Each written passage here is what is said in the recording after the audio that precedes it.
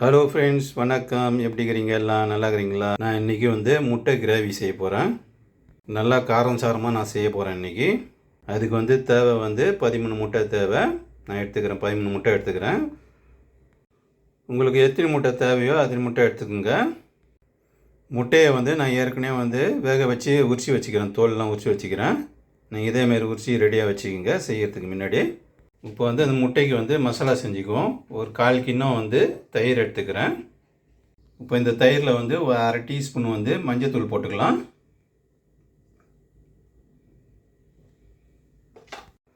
மிளகாத்தூள் 1 table spoon போட்டுக்குவோம்.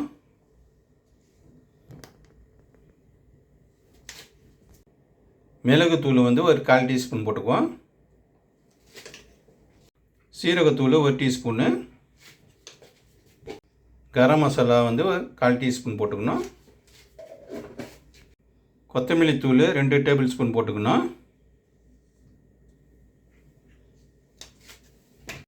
குருமா தூள் 1 டீஸ்பூன் போடணும். இப்போ இது எல்லாத்தையும் கலந்துக்குவோம்.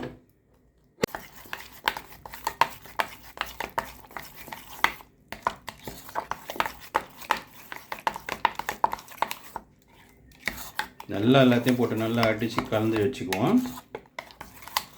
கலந்து வச்சுக்கணும் தயிர் கூட எல்லாத்தையுமே போட்டு எல்லா தூளையும். இப்போ அடுப்பில் ஒரு தவா வச்சுக்குவோம். தவா காஞ்சிடுது. இப்போ 2 டேபிள் ஸ்பூன் தேங்காய் எண்ணெய் போட்டுக்கலாம்.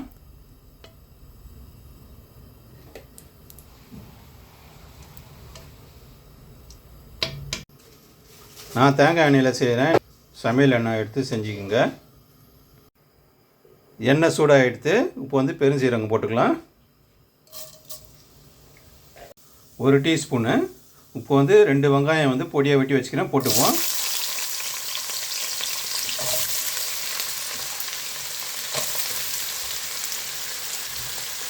கிண்டி விட்டுக்கலாம். இப்போ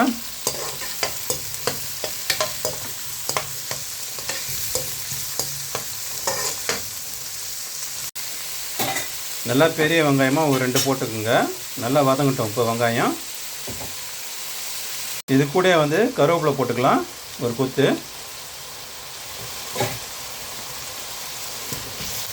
கிண்டி விட்டுக்கலாம் நல்லா.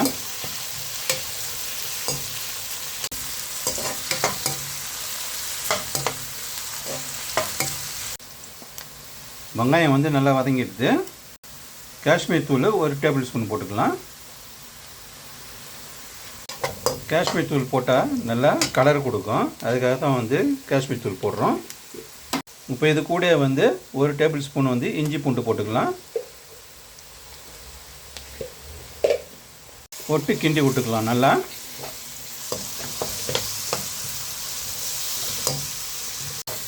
இப்போ இஞ்சி பூண்டு பச்சை வாசனை போட்டோம். இது கூட 3 தக்காளி மிக்சியில் போட்டு அரைச்சி வச்சுக்கிறேன். இப்போ இதை ஊற்றிக்கலாம்.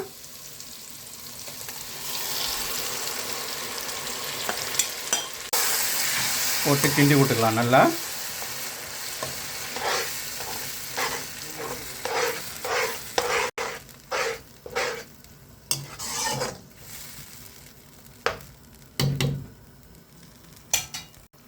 இப்போ தக்காளி கொஞ்சம் நல்லா கொதிக்கிட்டோம்.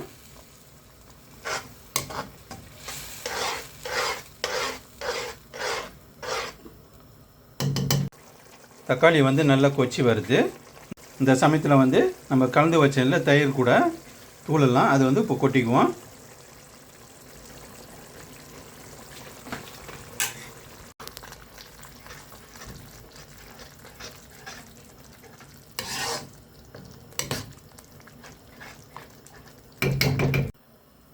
கிண்ணத்தை கழுவி ஊற்றிக்குவோம் தண்ணியை.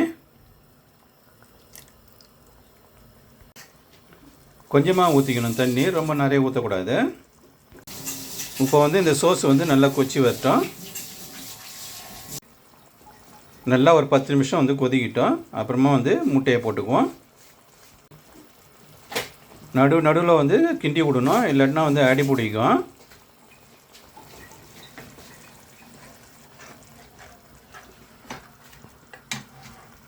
இப்போ அரை டேபிள் ஸ்பூனு உப்பு போட்டுக்கலாம்.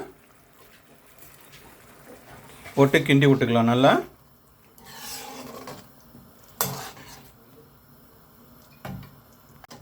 இந்த சமயத்தில் வந்து உப்பு காரம்லாம் வந்து கரெக்டாகத்தானே பார்த்துக்குங்க. எனக்கு காரங்கிறலாம் எல்லாம் கரெக்டாகுது. இது கூட வந்து ஒரு 3 பச்சை மிளகா போட்டுக்கலாம்.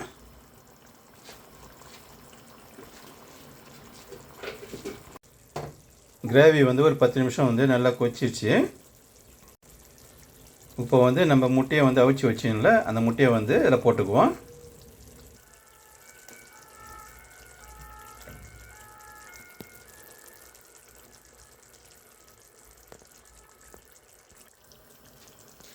இப்போ வந்து முட்டையை எல்லாத்தையும் போட்டாச்சு. போட்டுட்டு இப்போ வந்து லைட்டாக கிண்டி விட்டுக்குவோம்.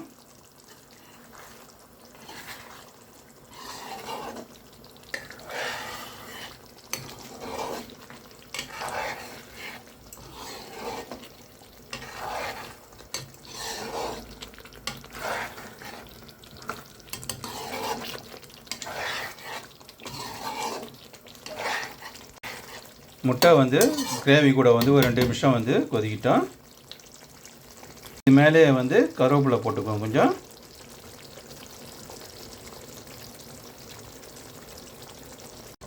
முட்டை கிரேவி ரெடி ஆகிடுது.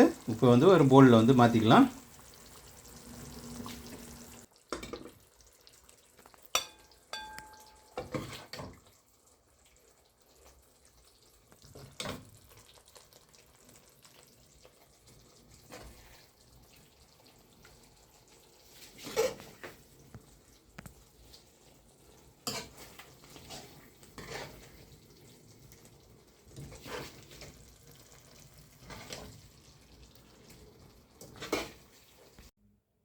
ஒரு காரமான முட்டை கிரேவி ரெடி ஆகிடுது.